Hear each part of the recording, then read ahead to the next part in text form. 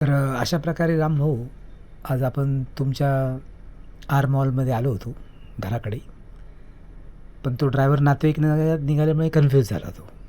म्हणजे मामाचा मुलगा होता तो. आणि आजच्या वृत्तांतामध्येही आपल्याला घाटकोपरमध्ये, नाशिकमध्ये आणि इतर कुठल्याही भागामध्ये काही काही वेडी आणि बावळट काँग्रेसची माणसं भेटतात. आणि ती माणसं त्यांचं राज्य गेल्यामुळे आपल्याला दोष देत आहेत, घाणेरड्या शिव्या देत आहे, आपल्याला हताश होत आहेत, रडकुंडी येत आहेत. तर हे आपल्या शिवसागर हॉटेलकडे घडलं आज माझ्याशी. पण माझं कसं पोलिसी दरार आहे आपला, तिथे पोलिसांच्या गाड्या असतात, त्यामुळे ती माणसं घाबरतात आपल्याला.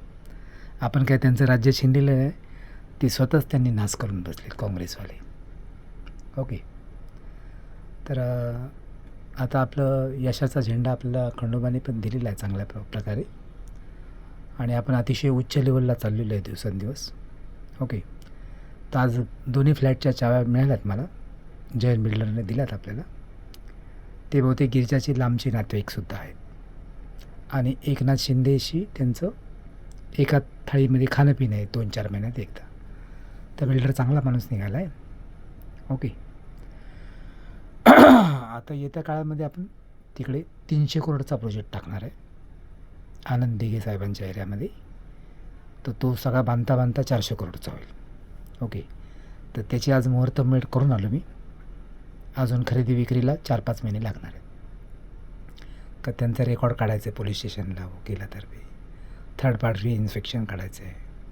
ओके. आणि हे बिल्डर आपण 17 किंवा 16लाच व्हायला पाहिजे नव्हतं, पण करोनामुळे आपण जवळजवळ आता 24ला किंवा 22ला बिल्डर झालेले आहे. ओके. तर हे आदर्श लहरी शिवसेना आनंद दिघे साहेबांची, त्याच्यातील ही पहिली ज्योत लावली आज. ओके. स्वामी समर्थ.